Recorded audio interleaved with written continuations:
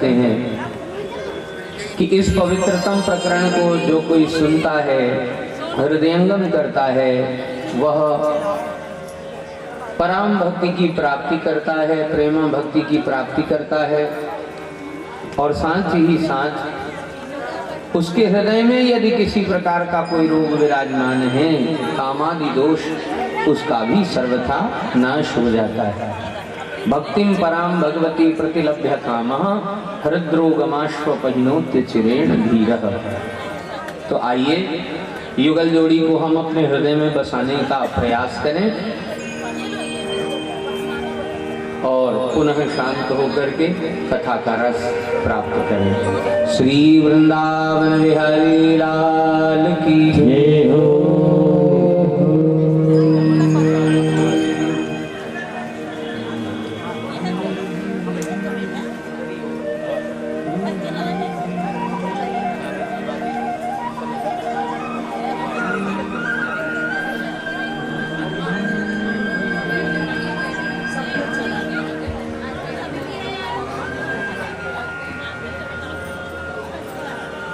रासोत्सव से लौट आने के बाद ब्रजवामाओं ने श्री श्याम सुंदर का अहर्निश चिंतन प्रारंभ किया और इस चिंतन से भी एक गीत जन्मा और यह गीत भागवत जी में युगल गीत के नाम से जाना गया। जैसे वेणु गीत है वह वेणु पर आधारित है, ऐसे ही यह युगल गीत, युगल यानी श्री राधा कृष्ण पर आधारित है। इन दोनों की युगल शोभा, युगल माधुरी का जो आस्वादन इन ब्रजवामाओं ने रासोत्सव में किया, उसी का परस्पर बैठ करके गायन करती हैं कि कितनी सुंदर जोड़ी है।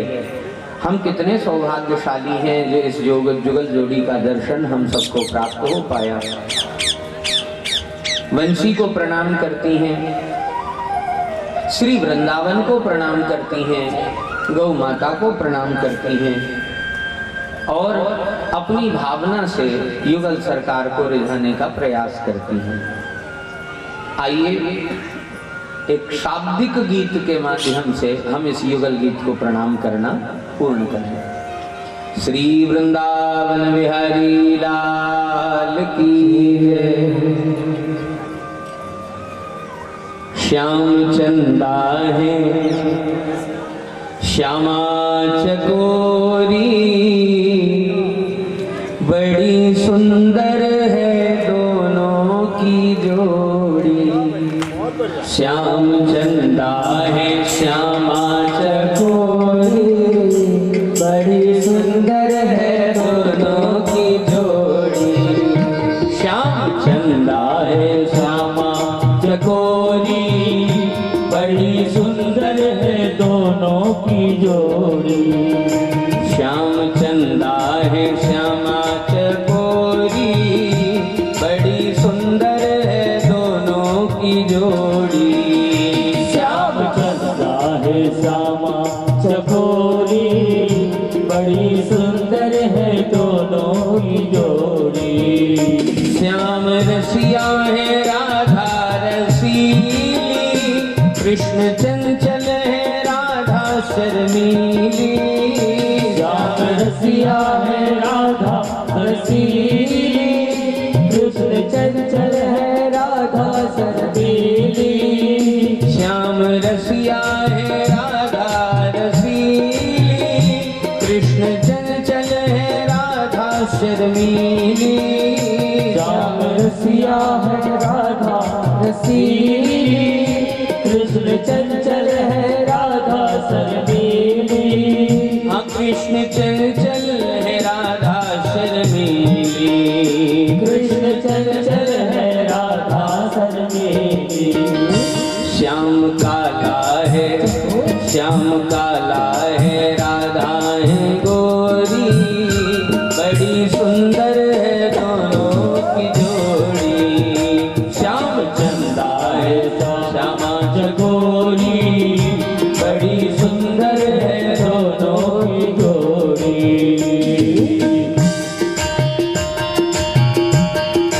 बोलिए युगल सरकार की जय हो।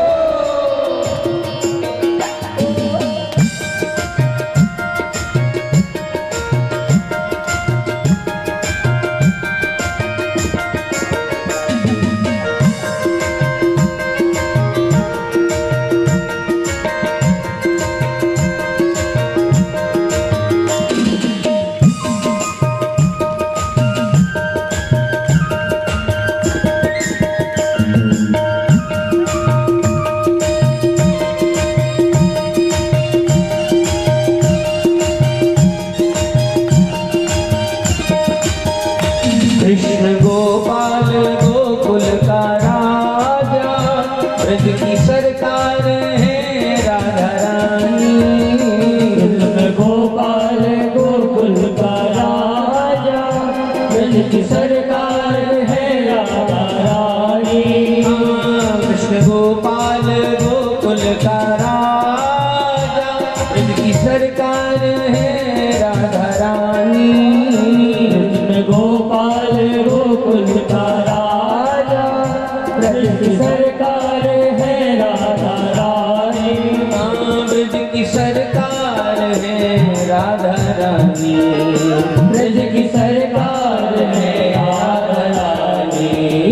कृष्ण चंचल है, कृष्ण चंचल है, राधा है भोरी, बड़ी सुंदर है दोनों की जोड़ी। श्याम चंदा है श्यामा चकोरी, बड़ी सुंदर है दोनों की जोड़ी। श्याम चंदा है श्यामा चकोरी, बड़ी सुंदर है दोनों की जोड़ी। श्याम चंदा है श्यामा चकोरी, बड़ी सुंदर है दोनों की जोड़ी।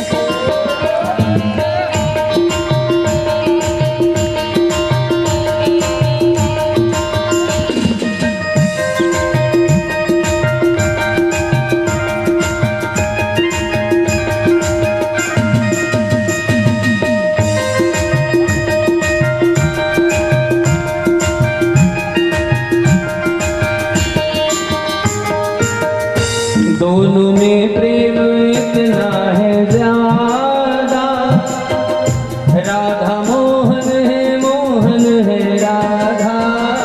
दोनों में प्रेम इतना है ज्यादा, राधा मोहन है राधा। दोनों में प्रेम इतना है ज्यादा, राधा मोहन है राधा। दोनों में प्रेम इतना है ज्यादा, राधा मोहन है राधा। राधा मोहन है राधा, राधा मोहन है राधा। नित्य ध्यान किशोर किशोरी, बड़ी सुंदर है दोनों की जोड़ी।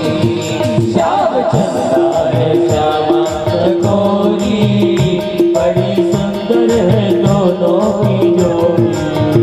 श्याम चंदा है श्यामा चकोरी, बड़ी सुंदर है दोनों की जोड़ी। श्याम चंदा है श्यामा चकोरी, बड़ी सुंदर है दोनों की जोड़ी। ओ बड़ी सुंदर है दोनों की जोड़ी, बड़ी सुंदर है दोनों की जोड़ी।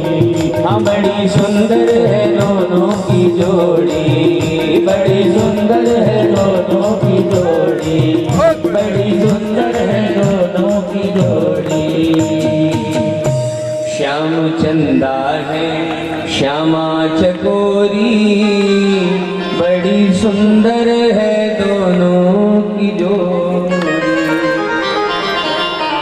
गीत का गायन करते हैं। इस युगल गीत के साथ ही श्री भगवान की वृंदावन की लीला पूर्ण हो जाती है और अब कथा मथुरा मंडल में प्रवेश करती है। एक बार कंस अपने दुष्ट मंत्रियों के साथ विचार विमर्श करता रहता है। वो कहता है कि कोई तो ऐसा प्रमाण और साधन मिले जिसके द्वारा मैं अपने शत्रु को परास्त कर सकूं। विचार विमर्श चल ही रहा होता है कि उसी बीच सभा में श्री नारद जी का आगमन होता है। नारद जी को देख करके कंस माया में स्वरूप बनाकर उनके चरणों की पूजा करता है और चरणों की पूजा करके उनके चरणों को पकड़ करके रोने लगता है। संत का हृदय तो नवनीत के समान है, चाहे दुष्ट चरणों को पकड़कर रोए या सज्जन चरणों को पकड़कर रोए, संत उसका उद्धार करना ही चाहते हैं। कंस को रोता देख देवर्षि नारद ने प्रश्न किया, क्यों रो रहे हो? बोले महाराज मैं जानना चाहता हूं कि मैं कौन हूं। तो नारद जी बड़े प्रसन्न होते हैं। दुष्ट के मन में भावना आए, स्वयं का बोध करना चाहे, इससे बढ़िया बात हो ही नहीं सकती। तो श्री नारद जी ने आदि कथा सुनाई कि किस प्रकार कंस का जन्म हुआ, किस प्रकार दत्तक पुत्र के रूप में श्री उग्रसेन जी ने ग्रहण किया, किस प्रकार उसने अल्प काल में देश देशांतर के बड़े बड़े महामल्लों को परास्त करके महाराज मगधराज जरासंध की 2 पुत्रियों से अस्ति और प्राप्ति से विवाह किया। दहेज में कुवलयापीड़ नाम का हाथी पाया और बहुत सारी सेना प्राप्त करके स्वयं बलवान सिद्ध हुआ। नारद जी भाव के प्रवाह में कथा कहते कहते देवकी के ससुराल गमन की भी कथा कहते हैं और अंत तो गत्वा हड़बड़ाहट में नारद जी के मुख से ये भी निकल जाता है कि यशोदायाम सुताम कन्याम देवक्या कृष्ण में वच। यशोदा ने तो कन्या को जन्म दिया था परंतु देवकी ने कृष्ण को जन्म दिया। जैसे ही ये सत्य नारद जी के जिह्वा से प्रकट होता है वैसे ही नारद जी अपनी जिह्वा दबा करके महाराज वहां से अंतर्ध्यान हो जाते हैं, सीधे प्रकट होते हैं ब्रज वृंदावन में। और वृंदावन में प्रकट होकर के श्री भगवान के चरणों को प्रणाम करके कहते हैं, प्रभु मैंने आपकी लीला बिगाड़ दी, पोल खोल दी कंस के सामने कि आप ही देवकी के पुत्र हैं। श्री भगवान मुस्कुराते हुए नारद जी से कहते हैं, नारद जी मैं जब भी कोई लीला का सृजन करता हूं तो उस लीला के निर्माण में पहले आपको भेजता हूं। क्यों? क्योंकि आप मेरे मन हैं। जैसे व्यक्ति कोई कार्य बनाने से पहले मन बनाता है, ऐसे ही किसी भी लीला के पहले मैं आपको भेजकर अपना मन बना लेता हूं। तो आपने मेरी ही इच्छा से ये रहस्य खोला है, इसलिए आप चिंता ना करें। और तब कंस के सामने जब यह भेद खुल गया कि जिसे मैं अपना शत्रु मान रहा था वास्तव में वही श्री कृष्ण ही देवकी की 8वीं संतान है, उन्हें किस प्रकार से मथुरा बुलाया जाए। सभा में सर्वसम्मति से यह बात आई कि महाराज आपकी छवि समाज में बड़ी खराब है, लोग आपको बड़ा दुष्ट मानते हैं, आपसे डरते हैं, तो पहले आप अपनी समाज में छवि ठीक करिए। कंस ने कहा कैसे करूं? तो बोले बहुत सरल कार्य है, यज्ञ करना, दान देना, हवन करना, लोगों का सत्कार करना और सम्मान करने से आपकी ये जो बिगड़ी छवि है वो अच्छी हो जाएगी। कंस ने कहा कब तक के लिए करना पड़ेगा? बोले जब तक आपके शत्रु आपको आपके द्वारा सम्मान प्राप्त करने के लिए सभा में उपस्थित नहीं हो जाते तब तक। लेकिन ये यज्ञ कैसे होगा, ये सम्मान कैसे बटेगा, कैसे मैं अपने शत्रुओं का अंत कर पाऊंगा? योजना बनाई गई और महाराज योजना के अनुरूप एक धनुष यज्ञ करने का निर्णय लिया गया। धनुष यज्ञ के विधान में कृष्ण और बलराम को पुरस्कृत करने के लिए मथुरा आमंत्रित किया जाए। इन्होंने बाल्यकाल से लेकर अब तक बहुत से ऐसे कार्य किए हैं जो सामान्य बालक नहीं कर सकता। 7 वर्ष की अवस्था में गिरिराज जैसे विशाल गिरी को उठाया। हम उन्हें पुरस्कार देने के बहाने मथुरा बुलाएंगे और जब वे हमारी सभा में एकत्रित होंगे तब हम जैसे महान पहलवानों के द्वारा उनका अंत कर दिया जाएगा। रावण को प्रस्ताव, कंस को ये प्रस्ताव अच्छा लगा। महाराज दुष्ट बुद्धि है, इसने अपने जितने भी मंत्रीगण हैं इन सबको आश्वस्त कर लिया योजना के अनुरूप। लेकिन अब समस्या यह है कि श्री कृष्ण और बलराम को लेने के लिए ब्रज वृंदावन जाएगा कौन, क्योंकि सभी कंस से डरते हैं और कंस स्वयं चाहता है कि कोई ऐसा व्यक्ति सामने आए जो वसुदेव जी का भी हितैषी हो और नंद बाबा का भी प्रिय हो। तब दुष्ट मंत्रियों ने परामर्श दिया कि हमारे राज्य में एक महापुरुष ऐसे हैं जो वृष्णिवंश और यदुवंश दोनों के ही हितैषी हैं। उनका नाम है अक्रूर। आधी रात्रि में अक्रूर को बुलाया गया।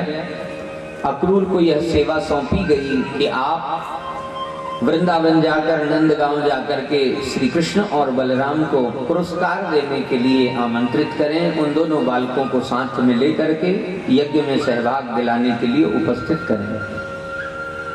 तो अक्रूर जी भी बड़े भावुक व्यक्ति हैं। तो महाराज बोलते बोलते अक्रूर जी के मुख से भी निकल गया, कंस पहले ये तो बताओ कि तुम कृष्ण और बलराम को क्या केवल पुरस्कार दिलाने के लिए बुला रहे हो? कंस ने कहा, नहीं महाराज अक्रूर जी, मैं उन दोनों बालकों को इसलिए बुला रहा हूं ताकि मैं अपने अपराधों की क्षमा याचना कर सकूं। अक्रूर जी के कान खड़े हो गए। कौन सा अपराध, कैसी क्षमा याचना? बोले, प्रभु आप तो जानते ही हैं कि ये कृष्ण और बलराम कोई और नहीं, हमारे वसुदेव जी के ही 7वें और 8वें पुत्र हैं। मैं अपनी बहन देवकी को उसके 2 संतानें वापस करके स्वयं प्रायश्चित करना चाहता हूँ, क्षमा मांगना चाहता हूँ। तो अक्रूर जी के मुख से भी निकल गया, तथास्तु, तुम्हारा मनोरथ पूरा हो और तुम्हारे अपराध इस बार तो पक्का कटेंगे ही कटेंगे। और तब महाराज रात्रि को निवास करके मथुरा में अगली ही सुबह अक्रूर जी रथ में बैठ करके ब्रज वृंदावन की ओर चल पड़े। श्री भगवान की प्राप्ति के लिए, उनसे मिलने के लिए अक्रूर जी चल रहे हैं। याद रहे कि हम जब देवालय की ओर गमन करते हैं, भगवान का दर्शन करने के लिए बढ़ते हैं, तो हमारे मन में कैसी भावनाएं होनी चाहिए? हमारे मन में अक्रूर जी के समान भावनाएं होनी चाहिए। अक्रूर जी क्या भावना करते हैं कि भगवान से मैं मिलूंगा तो कैसे मिलूंगा? किम मया चरितं भद्रं किम मया चरितं तपः। मैंने अपने जीवन में कौन सा भद्र आचरण किया, कौन सी ऐसी तपस्या की जिसके प्रभाव से आज मैं केशव के दर्शनों का अधिकारी हो रहा हूँ। जब भगवान की प्राप्ति मुझे होगी तो मैं उनका मुख देखूंगा या उनके चरणों में प्रणाम करूंगा। एक ब्रज के रसिक बहुत अच्छा भाव देते हैं, मुख देखी हो या तिन पद लागी हो, मुख देखी हो या तिन पद लागी हो। मैं भगवान का मुख देखूंगा या उनके चरण स्पर्श करूंगा। दौरी गरे लागी है लगाई है कृपा निधान। भगवान दौड़ेंगे, मुझे गले लगाएंगे या मैं भगवान को दौड़ करके गले लगाऊंगा। लब्धांग संगम हिय की पीर आज हिय सो मिटाई हो, मुख देखी हो या तिन पद लागी हो। अपने हृदय की पीड़ा को उनके हृदय से लगाकर मैं समाप्त कर लूंगा। मैं उनका मुख देखूं या उनका चरण देखूं। भक्त बनूं, दूत बनूं अथवा संबंधी कोई। यदि मैं भक्त बनता हूँ तो वे मेरे भगवान हैं, मैं उनके चरणों को छूने का अधिकारी हूँ। यदि दूत बनता हूँ तो मेरा स्वामी कंस है और मैं कंस का समाचार लेकर उनके पास जा रहा हूँ। अगर संबंध की बात करूं तो संबंध में मैं उनका काका लगता हूं और वे मेरे भतीजे लगते हैं। तो परिणाम स्वरूप वे मेरे चरणों को छुएंगे या मैं उनके चरणों को छूऊं। असमंजस की स्थिति में डूब रहे श्री अक्रूर जी मन ही मन निश्चय करते हैं कि प्रेम की आह बनी हियरा जुड़ाई हो, मुख देखी हो या तिन पद लागी हो। मैं प्रेमियों के हृदय की आह बन जाता हूँ, और जब अगर कोई प्रेमियों के हृदय की आह बन जाता है तो भगवान उसकी हर मनोकामना अवश्य पूरी करते हैं। तो अनेक अनेक प्रकार के संकल्प विकल्पों में डूबते उतराते श्री अक्रूर जी रथ में बैठे बैठे संध्या के समय वृंदावन में प्रवेश करते हैं। यमुना जी के किनारे सुंदर कच्ची मिट्टी में श्री भगवान के चरण चिन्ह उभरे हुए हैं। उन चरण चिन्हों को देख करके साष्टांग लेट करके दंडवत प्रणाम करते हैं। ये मेरे प्यारे कृष्ण के चरण चिन्ह हैं। और जिस समय आंख में आंसू भर करके वे चरण चिन्हों से चिपके हुए थे, महाराज उसी समय श्री अक्रूर जी के कानों में अमृतमयी वाणी प्रविष्ट हुई। काका जी, मैं आपके चरणों में प्रणाम करता हूँ। और ये शब्द सुनकर के महाराज अक्रूर जी का हृदय भर गया। इन्होंने मुझे काका कहा है, यानी मेरे संबंध को स्वीकार किया है। इतने में भगवान उछलते कूदते आए और अक्रूर जी के चरणों को भी पकड़ लिया। महाराज, ये तो मुझे अपना श्रेष्ठ मान रहे हैं। और अगले ही क्षण भगवान उठ करके खड़े हुए और श्री अक्रूर जी को अपनी भुजाओं में भर लिया। तब तो इन्होंने मेरे सर्व भाव को स्वीकार किया है। लब्धांग संगम प्रणतः कृतांजलिम माम वक्षते क्रूर ततेत्युरुस्रवाः। इन्होंने मुझे अक्रूर भी कह दिया, इन्होंने मुझे काका जी भी कह दिया, इन्होंने मुझे प्रणाम भी कर लिया और इन्होंने मुझे अंग में भर भी लिया।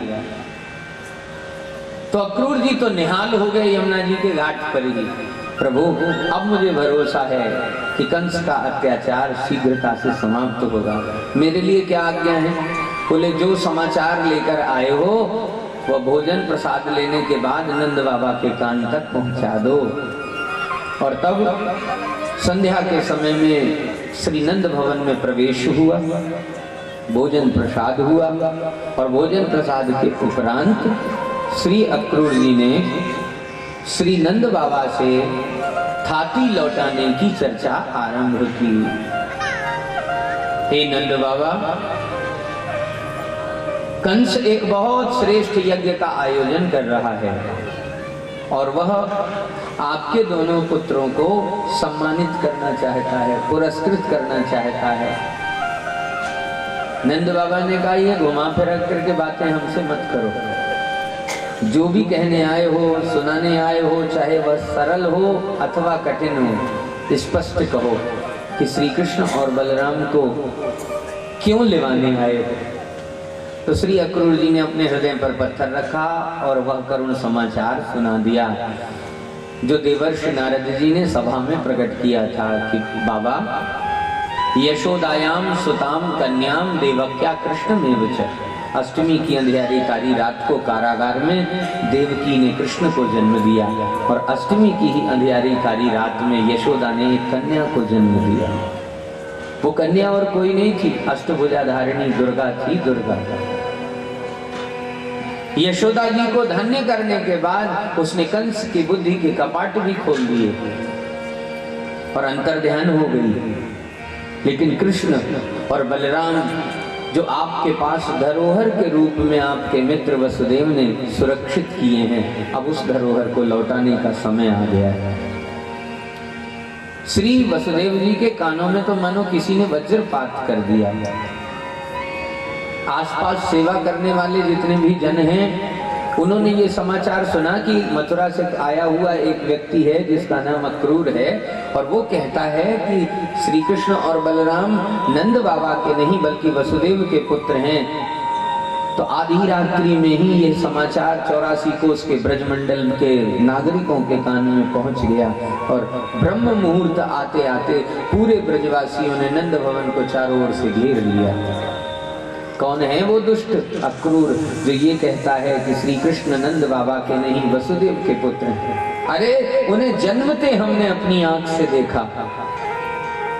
घुटन चलते अपनी आंख से देखा, खेलते अपनी आंख से देखा, माखन चुराते अपनी आंख से देखा, तो फिर ये आज का आया हुआ अक्रूर कैसे कह सकता है कि श्री कृष्ण वसुदेव का पुत्र है, हमारे नंद बाबा और मां यशोदा का नहीं? अक्रूर जी ठाकुर जी की ओर निहार करके कहते हैं कि प्रभु इस विरोध को मैं नहीं संभाल पाऊंगा, कृपा करके आप ही अपनी लीला से मुझे पार लगाइए। तब श्री भगवान समस्त ब्रजवासियों को कहते हैं कि ये समाचार आपको झूठा मिला है कि मैं वसुदेव का पुत्र हूँ, मैं तो ब्रजवासी हूँ, मैं तो नंद बाबा और माँ यशोदा का ही पुत्र हूँ। ये अक्रूर मुझे मथुरा में सम्मान दिलाने के लिए आए हैं और कंस सम्मान देना चाहता है, तो अगर कोई सम्मान देना चाहे तो उसके सम्मान को ग्रहण करने के लिए तो जाना ही चाहिए। पर ब्रजवासियों चिंता मत करो, 2 दिन की तो बात है, आज निकलूंगा, कल पहुंचूंगा और परसों में वापस लौट कर आ जाऊंगा। परस्वो धर्म को विदः, तुम सब धर्म को जानने वाले हो, मैं परसों ही लौट करके आ जाऊंगा, चिंता मत करो। पुराणकार कहते हैं कि श्री भगवान ने ब्रजवासियों को तो जैसे तैसे समझा लिया, संभाल लिया, लेकिन महाराज घर के भीतर जो यशोदा मैया हैं, उनकी आंखों से तो नित्य पनार बहने लगी। लाला, क्या सचमुच मैं तेरी मैया नहीं हूँ? क्या ये जो अक्रूर कहता है इसकी बात सत्य है? तो लाला चिपट करके अपनी मैया से रोने लगते हैं। माँ, संसार का कोई भी व्यक्ति कहे कि तू मेरी मैया नहीं, तो मैं मानने के लिए तैयार नहीं होऊंगा। अरे तुझे भूल गया, जब मैं छोटा था तब मैं तुझसे ये कहकर रूठ जाता था कि मैया तू गोरी है, नंद बाबा गोरे हैं और देख मैं काला हूँ, इसका मतलब ये है कि मैं किसी और का लाला हूँ। और तू मुझे उतने ही प्रेम से समझाती थी कि लाला संसार कह दे कि तू किसी और का है तो मैं मानूंगी नहीं, और आज मेरी मैया तू ही मुझे कह रही है कि मुझे भरोसा नहीं हो रहा।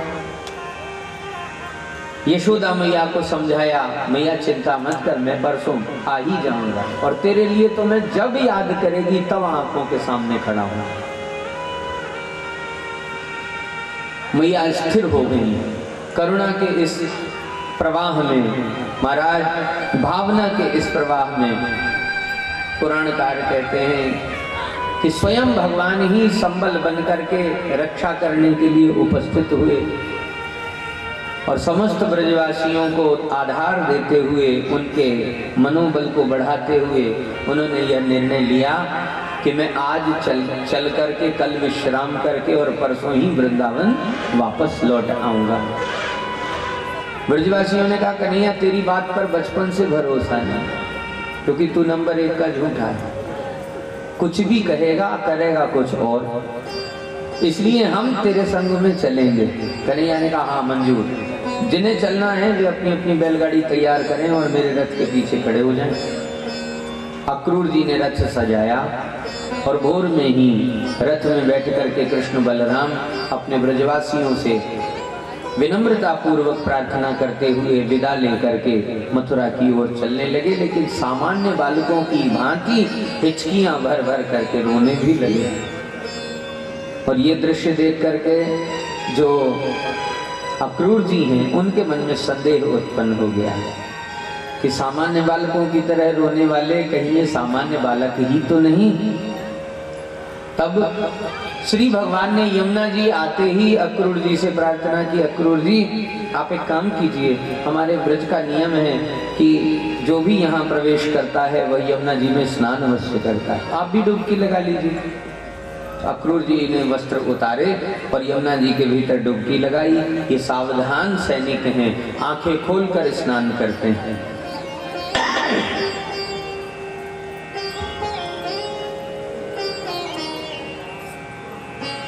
अक्रूर जी ने आंखें खोलकर डुबकी लगाई यमुना जी में, और जैसे ही खुली हुई आंखों से जल के भीतर गए तो वहां एक विचित्र दृश्य देखा कि शेषनाग की विराट सैया है और उस सैया में श्याम सुंदर लेटकर मुस्कुरा रहे। अकबका कर बाहर आए और देखा तो रथ में दोनों भैया खिलखिलाते हंसते दिखाई पड़े। काका जी कुछ दिखाई पड़ा? अक्रूर जी ने फिर डुबकी लगाई।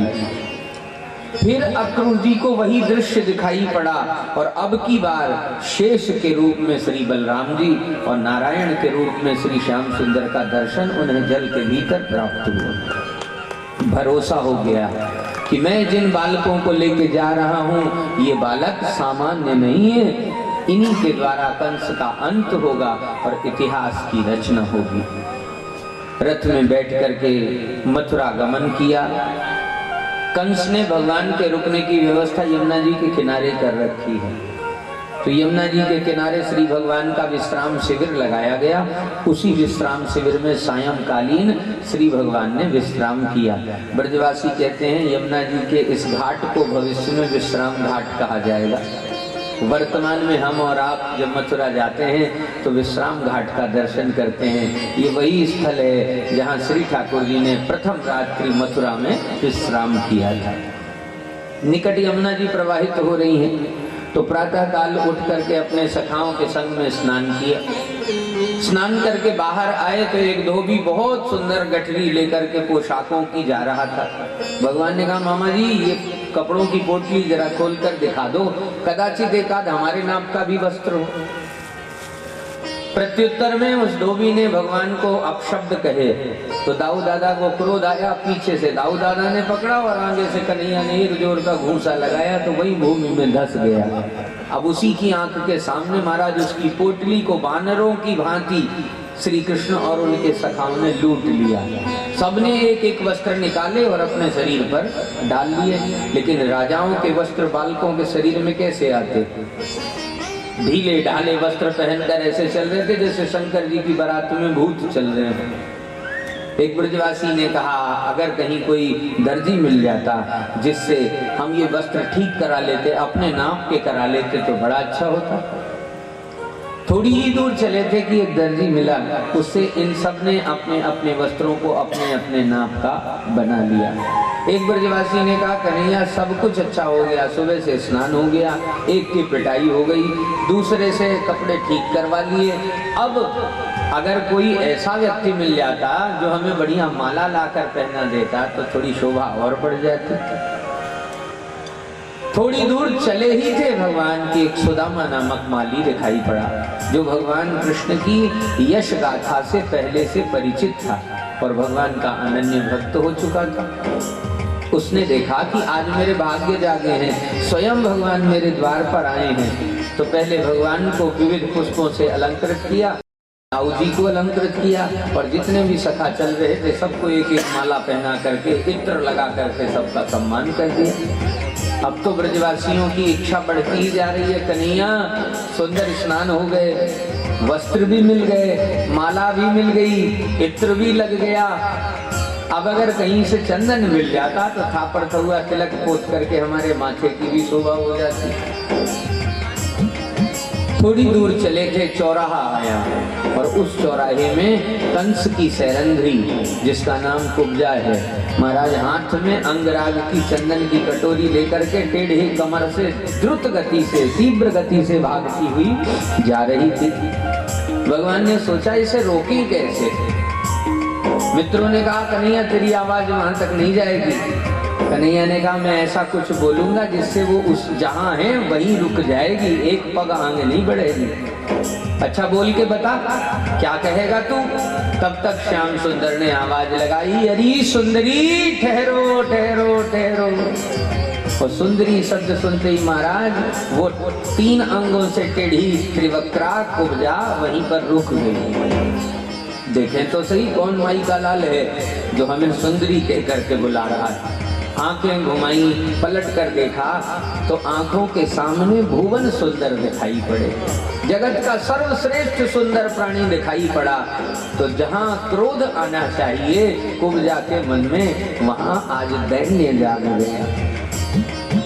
आंखों में आंसू भर गए और रोती हुई श्री कृष्ण के निकट आई और आकर कहने लगी कि हे सुंदरतम प्राणी, हे सुंदरतम सरकार, संसार यदि मेरी खिल्ली उड़ाए, मेरी हंसी उड़ाए, मुझे व्यंग कहे तो मुझे कष्ट नहीं होता।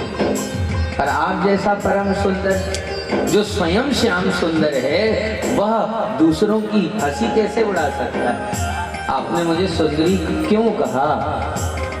भगवान ने मुस्कुरा करके कहा, तुम सुंदरी हो इसलिए सुंदरी कहा। मैं कहाँ से सुंदरी दिखाई देती हूँ आपको?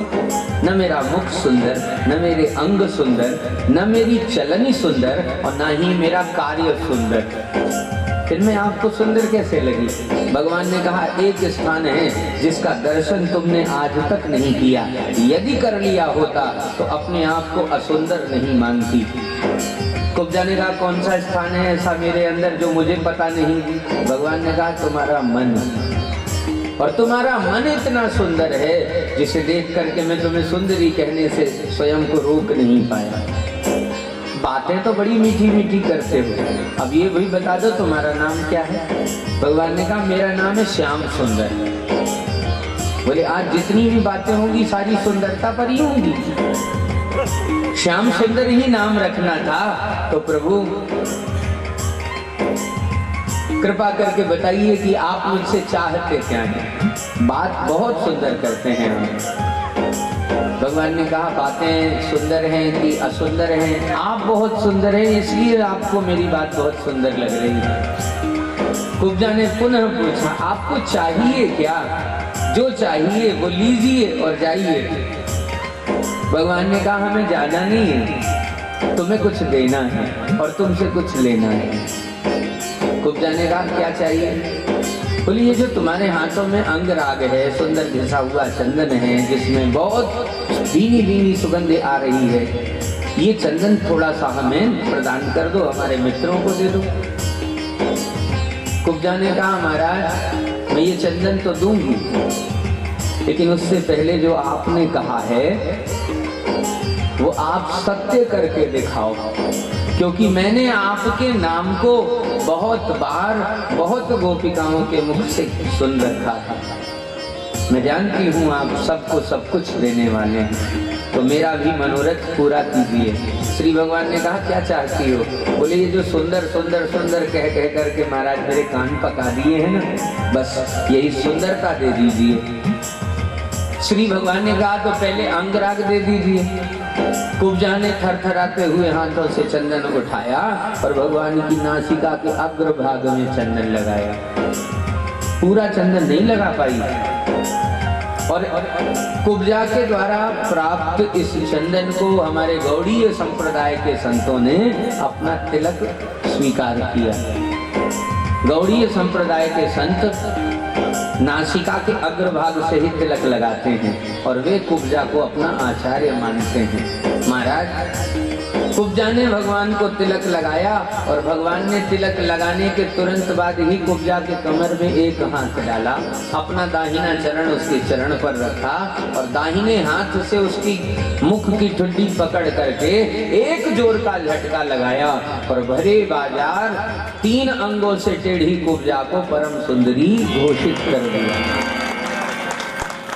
जितने देखने वाले थे उन्होंने पुष्प वर्षा प्रारंभ कर दी। जय हो महाराज नंद नंदन की जय हो, देवकी नंदन की जय हो। और ये जय घोष सुन करके कुब्जा के कान खड़े हो गए।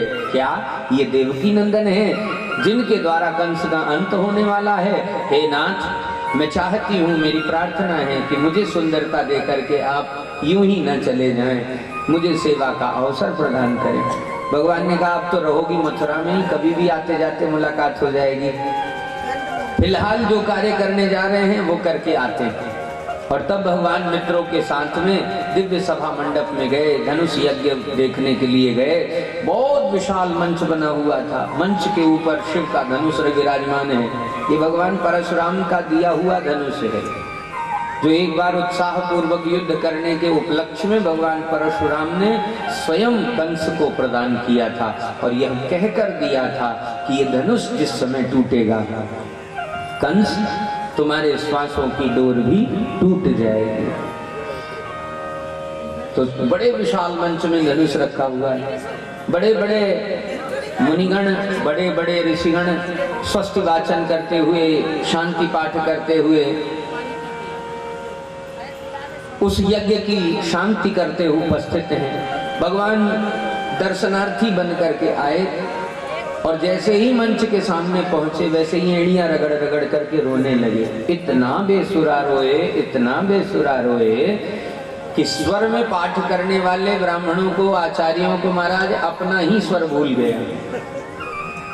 और खींच करके उन ऋषियों ने कहा, अरे कौन है, किसका बालक है, कोई चुप क्यों नहीं कराता? तो दाऊ दादा पीछे से खड़े हो गए हाथ जोड़ करके, जय जय ये मेरा छोटा भैया है, बहुत अट्टी है। क्या चाहता है? ये चाहता है कि अपने हाथों से ये धनुष छू ले। अब आप ही बताइए, नन्हा सा बालक है, छूने में अगर गड़बड़ी हो गई, टूट गया धनुष, तो फिर क्या होगा? संत हंसने लगे। जरा अपने भैया का मुख तो दिखाओ, कौन है तुम्हारा भैया? और दाऊ दादा ने गोद में लेकर के संतों को जैसे ही भगवान का मुख दिखलाया तो संत तो सिद्ध थे, वे जान गए कि ये कोई और नहीं, कंस की मृत्यु का पदार्पण यज्ञशाला में हो गया है। सब संतों ने स्वीकार किया, इन्हें मंच पर आने दिया जाए, मंच का स्पर्श करने दिया जाए, धनुष का स्पर्श करने दिया जाए। तो श्री भगवान आए, मंच पर चढ़े, समस्त ऋषियों को प्रणाम किया और लेक चढ़ावत खेचत गाढ़े, काहु न लखा देख सब ठाड़े, तहि क्षण राम मध्य धनु तोड़ा। महाराज किसी को कोई खबर लग पाए कि कब उठाया गया, कब चढ़ाया गया और कब तोड़ दिया गया, इसके पूर्व भगवान ने धनुष का भंजन किया। और धनुष भंजन होते ही भयंकर कठोर स्वर प्रकट हुआ। उस कठोर स्वर को सुनते ही सारे सैनिक सावधान हुए। राजमहल में बैठा हुआ कंस अपने सिंहासन से धड़ाम से नीचे गिर पड़ा और इधर हाय हाय मारो मारो, पकड़ो पकड़ो के स्वर होने लगे। और उसी के बीच में भीड़ का आश्रय लेकर भगवान अपने मित्रों के साथ में छिपते छिपाते फिर से विश्राम घाट में आकर के ठहर गए। धनुष टूट गया। कंस को पता चल गया कि अब उसके श्वासों की डोर भी टूटने वाली है। उसने योजना बनाई, आज कृष्ण की हानि नहीं हो पाई, कोई बात नहीं, लेकिन कल रंगभूमि में जब सम्मान लेने के लिए आए तो कुबलिया पीड़ को इतना मदिरा पिला दो कि वह मद में मतवाला हो जाए। कुबलिया पीड़ ही कृष्ण और बलराम का अंत कर देगा। ये ऐसा भयंकर हाथी है जिसमें स्वयं 10,000 हाथियों का बल है। तब सांकरी खोर से श्री कृष्ण और बलराम जब रंगभूमि की ओर पधारने लगे तब उस कुबलिया पीड़ नामक हाथी को छोड़ दिया गया और भगवान ने उस हाथी को ऐसा हवा में उछाला जैसे नन्हा सा बालक खिलौने के हाथी को हवा में उछाल देता है और गिरते ही जैसे खिलौना चूर चूर हो जाता है, वैसे ही यह वास्तविक कुबलिया पीड़ हाथी भूमि में गिरते ही निष्प्राण हो गया। दोनों भाइयों ने अपना अपना दाहिना चरण लगाया और हाथी के जो दांत है उस दांत को निकाल करके अपने अपने कंधों में दोनों भाइयों ने धर लिया और हस्तिदंत को कंध में रख करके दोनों भाइयों ने रंगभूमि में प्रवेश किया। मल्लानाम अशनिर्नृणाम नरवरः स्त्रीणाम स्मरो मूर्तिमान मृत्युर्भोजपतेर्विराट विदुषाम तत्वम परम योगिनाम। जिनके हृदय में जैसी भावना है उस भावना के अनुरूप भगवान का दर्शन प्राप्त करते हैं। भगवान जब रंगभूमि में आए तो भगवान को देख करके मल्लों ने देखा कि यहाँ तो महामल्ल का आगमन हो रहा है, इनके प्रचंड बाहुबल से अब हमें कौन बचाएगा।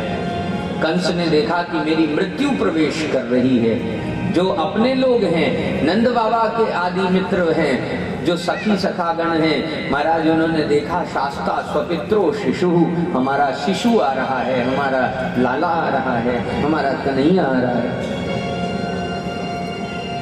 और तत्वम परम योगी नाम, जो योगी जन बैठे हैं वे भगवान का दर्शन परम तत्व के रूप में कर रहे हैं। जय हो। अब कंस की जीवन लीला शीघ्रता से समाप्त होने वाली है। महामल्लों ने श्री कृष्ण और बलराम को आते हुए देखा तो योजना के अनुरूप उनके ऊपर टूट पड़े। सभा ने हाय हाय कह करके पुकारना प्रारंभ किया। अन्याय है, नन्हे से बालकों के साथ भयंकर पहलवानों का युद्ध कराना उचित नहीं, महाराज अनुचित है, अनुचित है। पर सभा चिल्लाती रह गई। महामल्लों ने इन दोनों बालकों के ऊपर आक्रमण प्रारंभ किया, द्वंद्व युद्ध प्रारंभ हुआ और सबके देखते देखते भगवान ने अपना अपरिमेय पराक्रम प्रकट किया। क्षण मात्र में शल तोसल, बल विबल और चांडूर और मुष्टिक जैसे महान महाबली पहलवानों को, मल्लों को परास्त कर दिया, उनका प्राणांत कर दिया और अंत में भगवान उछल करके सिंहासन में चढ़ गए। केश पकड़ करके कंस को घसीटते हुए सिंहासन से नीचे लाए। सारे रंगभूमि में घसीट घसीट करके प्रजा को दिखाया कि तुम इसी को तानाशाही स्वीकार कर रहे थे, इस दुष्ट की प्रत्येक बात को स्वीकार कर रहे थे। अरे प्रजा में इतनी सामर्थ्य होती है कि वह जब चाहे तब राजा का परिवर्तन कर दे। तुमने अपने विशेष अधिकारों को भूलकर राजा को निरंकुश बनाया, परंतु चिंता मत करो, इस निरंकुश शासक का आज भरी सभा में मैं अंत करूंगा। ऐसा कहकर भगवान ने उसे सभा के मध्य में पटक दिया और विश्व का भार लेकर के उसकी छाती पर कूद पड़े। परिणाम स्वरूप कंस का भी अंत हो गया। बोलो कंस निषूदन भगवान की जय हो। अब कंस ने जितने अंग रक्षक लगा रखे थे, अपना पोषण करने वाले बना रखे थे, उन समस्त सहभागियों ने कंस का विरोध किया, कंस की मृत्यु का विरोध किया और दाऊ दादा ने अपने अपरिमेय पराक्रम से उन सब का भी प्राणांत कर दिया। अंत में श्री भगवान और बलराम जी कारागार में गए। कारागार में जाकर के उन्होंने वसुदेव देवकी जी को कारागार से मुक्त किया।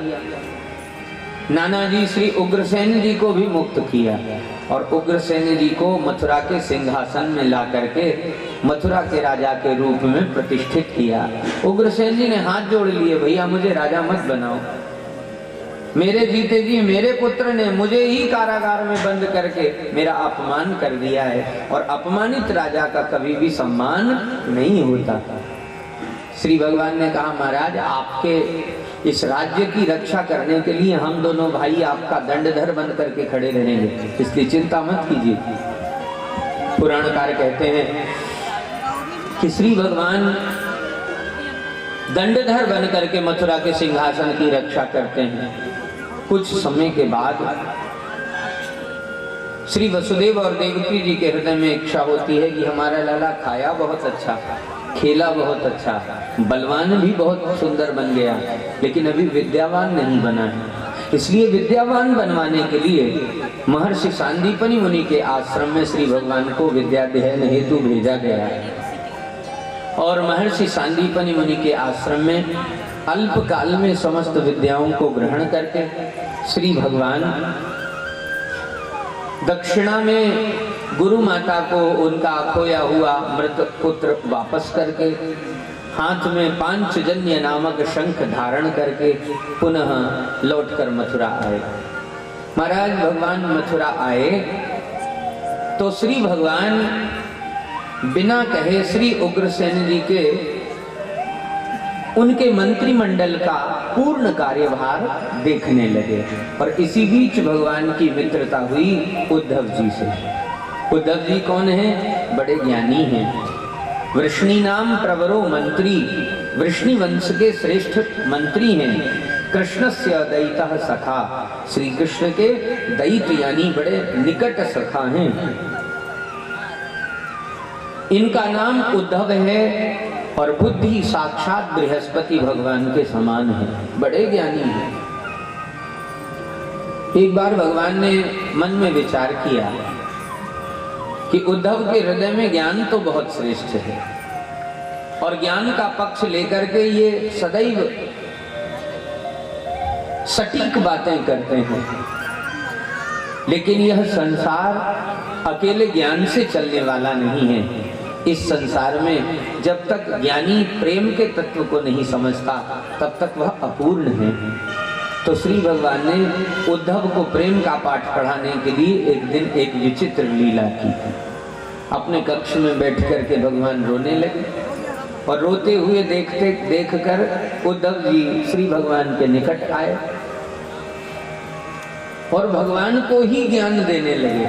जबकि उद्धव जी भली प्रकार से जानते हैं कि चाहे निर्गुण हो चाहे सगुण हो, श्री भगवान एकमात्र समस्त जीवों के आधार हैं। तो भगवान को ही समझाने लगे कि महाराज आप रोते क्यों हैं, आपके भीतर ये विकार क्यों, आप तो निर्विकार हैं, आप तो परमात्मा हैं। भगवान ने कहा उद्धव जी आप नहीं समझोगे, ये प्रेम की बात है।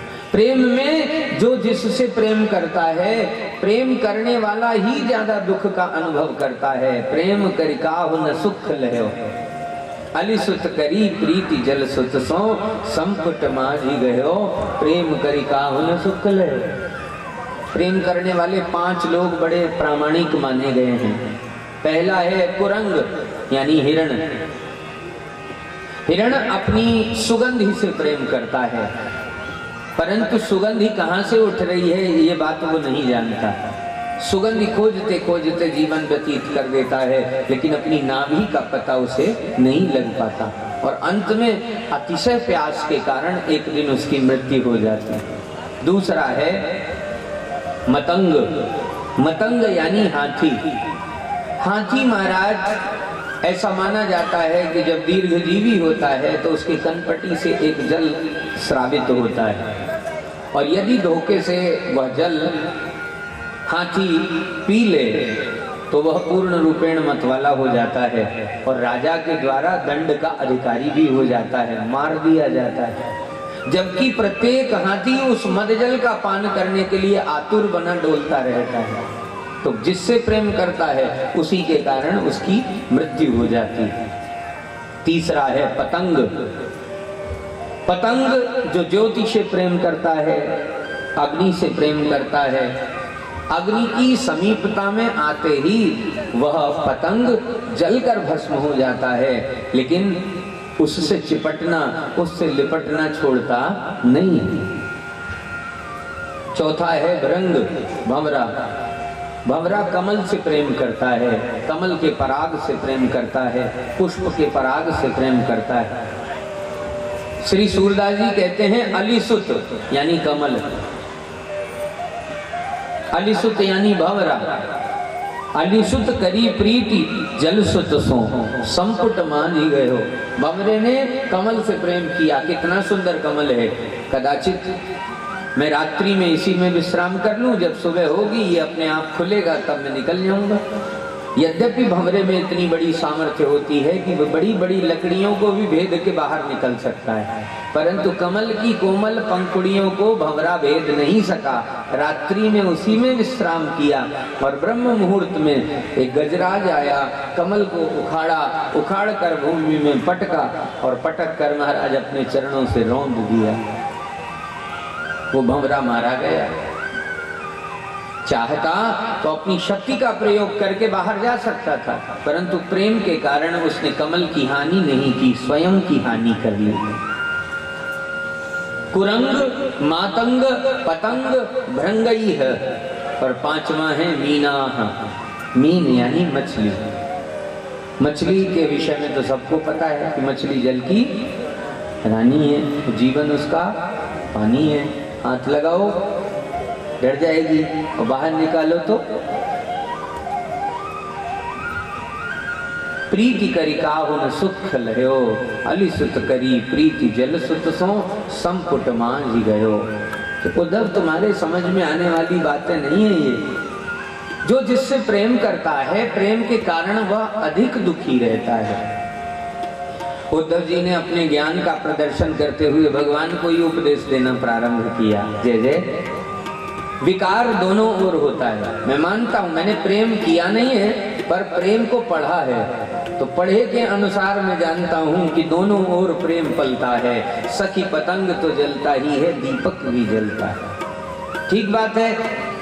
अगर आप प्रेम करना छोड़ दो तो आपके हृदय से उठने वाली जो प्रेम की तरंगे हैं वो कटते ही दूसरे प्रेमी के हृदय से भी तरंगे समाप्त होने लगेंगी।